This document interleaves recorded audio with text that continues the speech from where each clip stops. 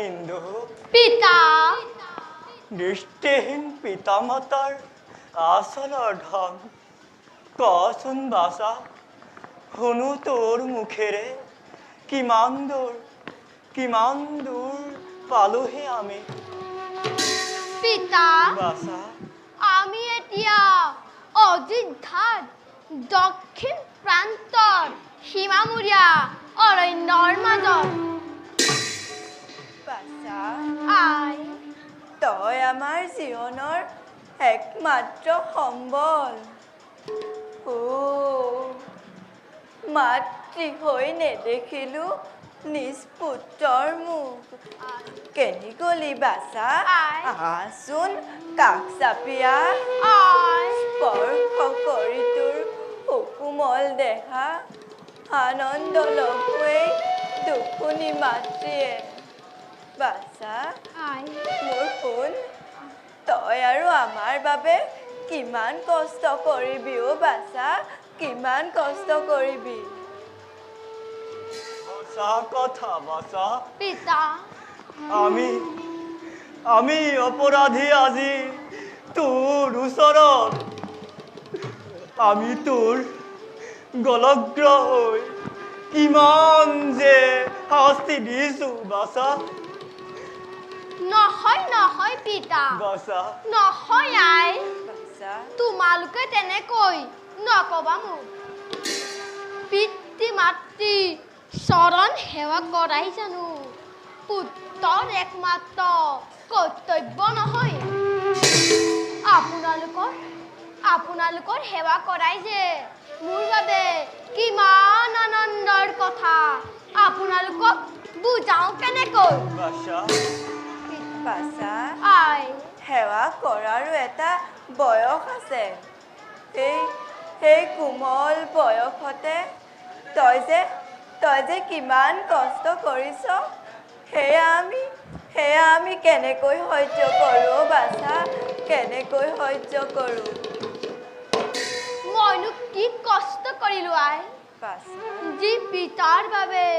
এই বিনন্দীয়া সৃষ্টি দেখিলো যি মাতৃয়ে 10 মাহ 10 দিন গৰ্ভত ৰাখি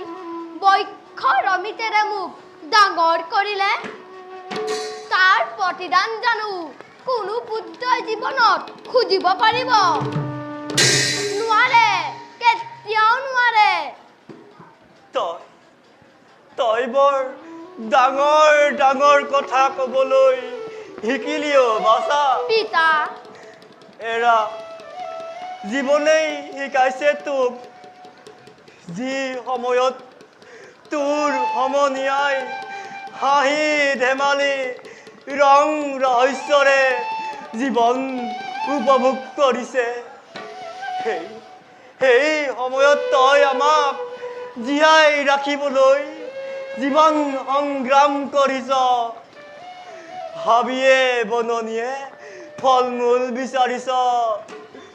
দুৱাৰে দুৱাৰে ভিক্ষা মাগিছ কেতিয়াবা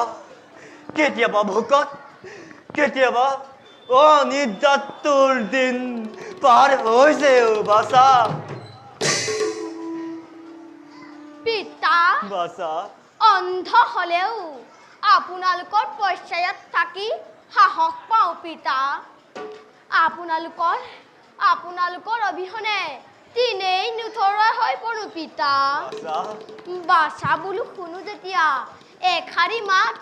সিয়া মোৰ হাত পৰি যায় পিতা পিছে পিতা আৰু আই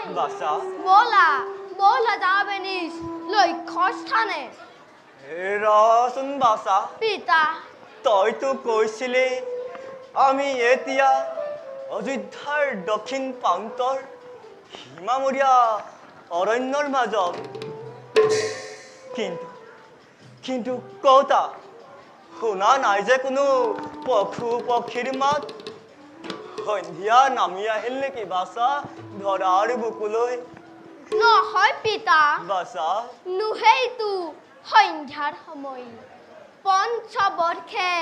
অনাবৃষ্টিৰ বাবে দুৰ্ভিক্ষই দেখা দিছে অযোধ্যা ৰাজ্যত ফল মূল সকলো অভাৱত সকলোটিয়ে এৰিছে ৰাজ্য প্ৰজাৰ লগতে বনৰ পশু পক্ষীও দেখান্তৰ হৈছে পিতা প্ৰজাসকলে গঞ্জনা কৰিছে যে মহাৰাজ দশৰথৰ বাবে ৰাজ্যত ঘটিছে নে ঘোৰ মংগল বাছা আই আমাৰ শ্ৰীফলা আশ্ৰমতো হৈছে নেকি ফল মূলৰ অভাৱ প্ৰিয়ে নাই মোৰ শ্ৰীফলা আশ্ৰমত হোৱা নাই কাহানিও ফল মূলৰ অভাৱ তথাপিতো মনত মোৰ লাগিছে বেজাৰ ৰজা দশৰথৰ কুকৰ্মৰ বাবে আজি শান্তি প্ৰিয় প্ৰজাগণে ভুগিছে নিকাৰ দেখ দশৰথ দেখ তোৰ জীৱন পবিত্ৰ ইক্ষ্বাকুকুলত জন্ম লৈ তই অপবিত্ৰ কৰিলি বংশ দুবালি নৰকত তই উপৰি পুৰুষ কিয় তই ৰাজতন্ত্ৰ অদ্যাপিও কৰি আছ ধাৰণ ক্ষান্ত হওক পিতা ক্ষান্ত হওক উত্তেজিত নহব পিতা বলক পিতা যাবে নিজ আশ্ৰমলৈ বল বাছা পিতা বলা প্ৰিয়ে আমি এতিয়া আশ্ৰমলৈ যাওঁ বলক পিতা বল বাছা বলক আই